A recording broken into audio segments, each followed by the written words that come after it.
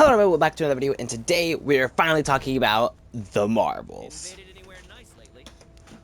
And yeah, people have not been expecting this movie to be very good, but I finally saw it. So what do I think about it? Well, I enjoyed it. I really enjoyed it. I had a whole lot of fun with it. Although I have to admit, just something I do want to say is that the audience in my theater was surprisingly, really into the movie as well, especially because there are some movies, like for example Ant-Man and the Wasp: Quantumania wasn't very full and there wasn't much reaction out of that movie, but this movie was actually surprisingly full, especially based on how the reviews of the movie and even how the box office projections are.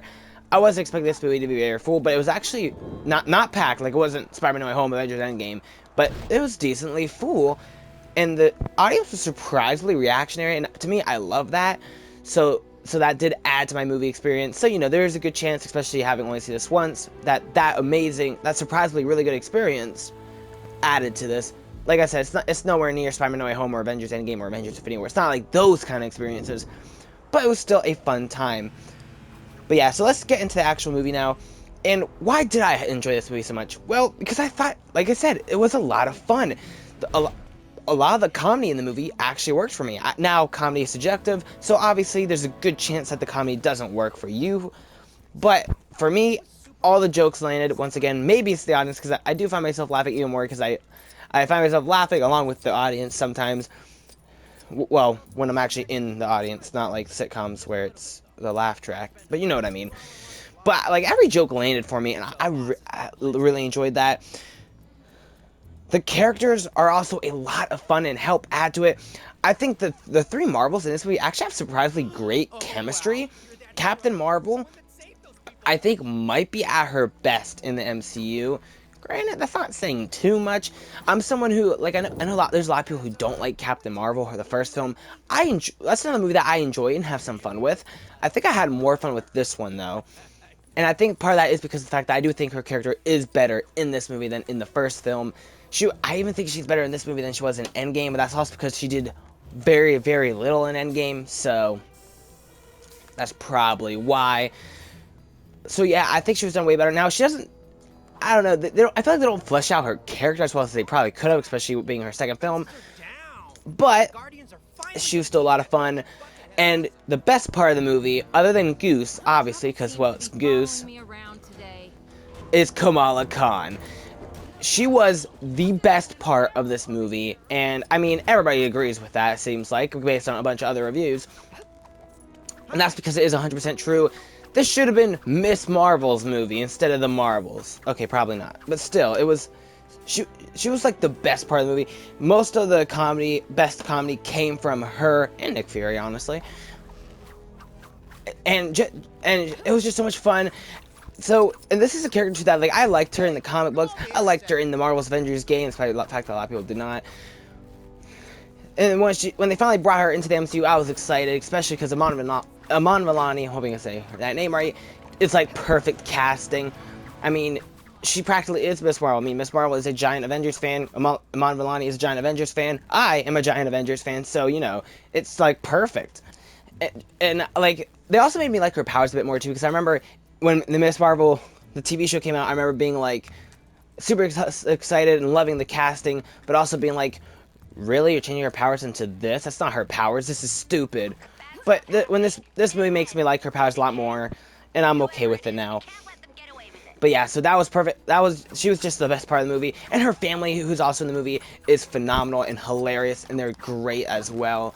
So that's just awesome. And also the action in this movie is also pretty good. I think so, at least. And it's fun.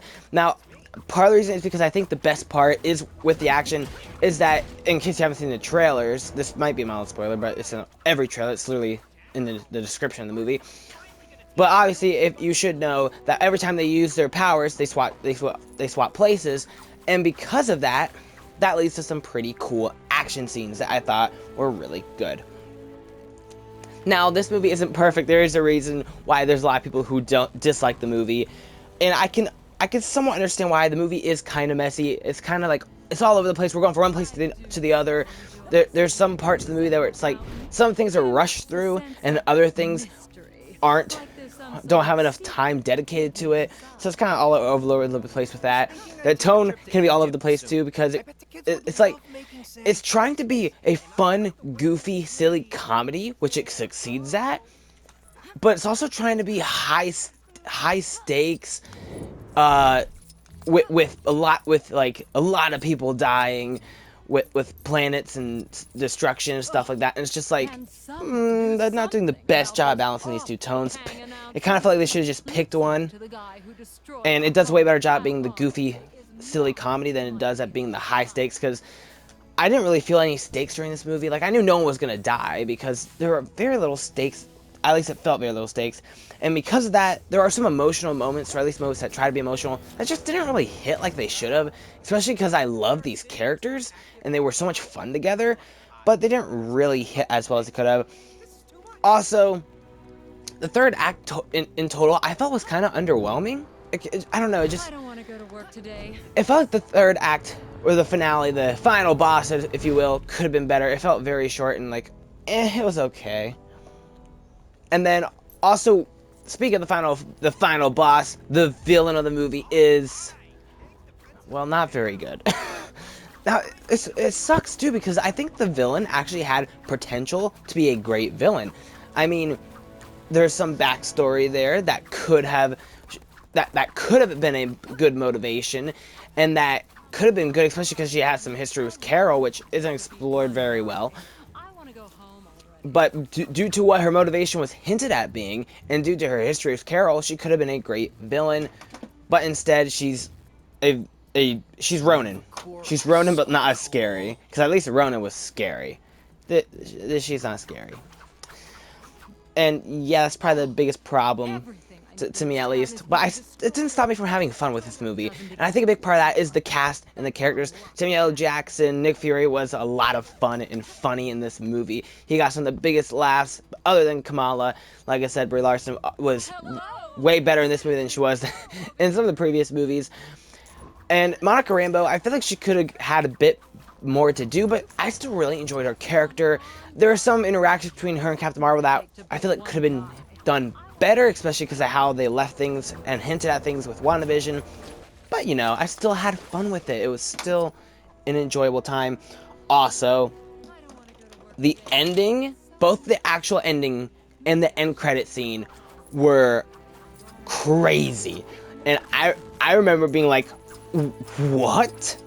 Granted, I kind of knew what the mid-credit scene was. I didn't know exactly what it was, but I had an idea of what it could have been.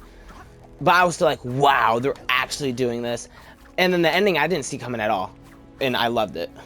So, granted, I'm not sure, because of how because of the state of Marvel right now, because of the state of Hollywood, because of, you know, some strikes that just finished up. I kind of doubt that we're gonna get what these teases are hinting at anytime soon, which is a bummer. But hey, they were cool teases that I hope come to be sooner rather than later, and they're the main things I want to talk about when I make a spoiler review. Shoot, part of me might not even make a full spoiler review. I just might talk about the ending and mid-credit scene. Also, if you're curious, there is only a mid-credit scene. There is no post-credit scene. So you don't have to stay till the very end of the credits, just the middle of the credits. But the ending in itself kind of felt like it could have been a post-credit scene, but it wasn't, and that's okay. That's good if you had to run to the bathroom, or maybe you just need to get out of there faster. So, you know.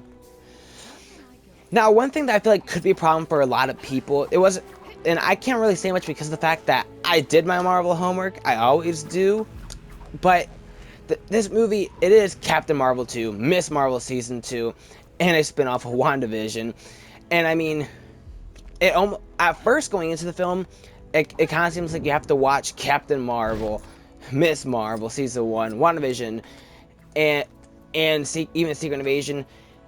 So here's the thing, you don't have to watch Secret Invasion if you're curious, because this movie ignores that show completely. Nick Fury feels completely different. There's some stuff, Skrulls have a part in the movie, and they feel like they ignore the events of Secret Invasion altogether. So you don't really need to watch that show. for this movie. However, for the other things, you probably should watch. Well, you probably should watch Captain Marvel, WandaVision, and Miss Marvel, or at the very least Captain Marvel and Miss Marvel, because I do think that you might be okay if you don't watch WandaVision, because I feel like they do a decent job explaining, especially if you see Captain Marvel. I feel like that's a decent job explaining Monica is the little girl from Captain Marvel. She now has powers. And that's pretty much all you need to know. And they somewhat briefly go over how, saying how a witch X gave her powers. However, it probably would be good to have more insight onto that. But if you have to only watch one movie and one show, it'd be Captain Marvel and Miss Marvel. Especially because the movie kind of throws you into it, thinking you already know who Miss Marvel is, thinking you already know who her family, the Khans, are, as well as already knowing the bangle she has, the bangle she has on her arm is. So yeah, but I mean, Miss Marvel was a fun show, and these characters were a lot of fun, so I would recommend checking out that show anyway, because it was a lot of fun. But I can see how people going into the movie, if you don't have Disney Plus, you don't have any interest in getting Disney Plus, might be a bit like, what? Who are these people? What's going on? And I think that can be a big flaw for most people.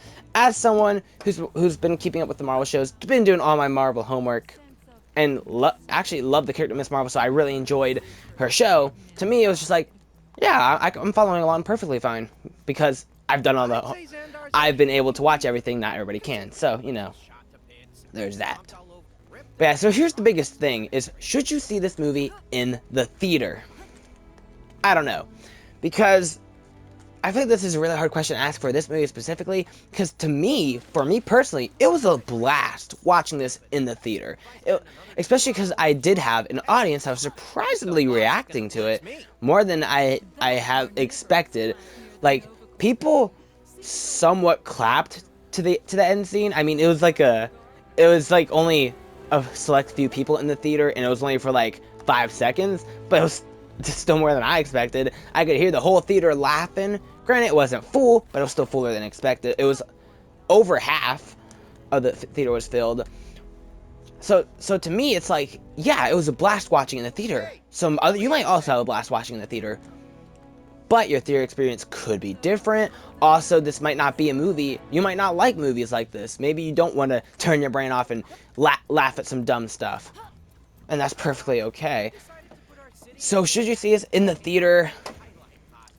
If you like the trailers, and if you are a Marvel fan, yes. If you like the trailers and you're a Marvel fan, go see this in the theater. I think you're going to have some fun. If you did not like the trailers, and or you're not the biggest Marvel fan, then you probably can wait for Disney Plus for this one. However, but then again, like, I also would suggest avoiding spoilers, because that ending and mid-credit scene are awesome, and you should definitely experience those for yourself. And if you experience it in the theater like I did, you'll get some gasps, because my theater, like I said, the mid-credit scene got some gasps. So it's really hard to judge it. It's really something that you have to try to figure out for yourself. I'm just gonna try my best to help with that. But yeah, so that's my thing. If you like the trailers, and if you're a huge Marvel fan like myself, yes, see it in the theater. If not, wait for streaming. But if you wait for streaming, just beware of spoilers, because they're already all over the place. And those two are, the ending and the mid-credit scene, is something you should definitely see for yourself. But yeah, that's the best I could do for a suggestion. So if you don't like that suggestion, you could change it, maybe, because who knows? Maybe the trailers didn't interest you, but you still want to experience those scenes in a theater with a crowd. Or maybe you weren't interested, or maybe you were interested in the trailers, but you don't really feel like spending the money to go see this one in the theater, and it's still something you'd wait for Disney Plus.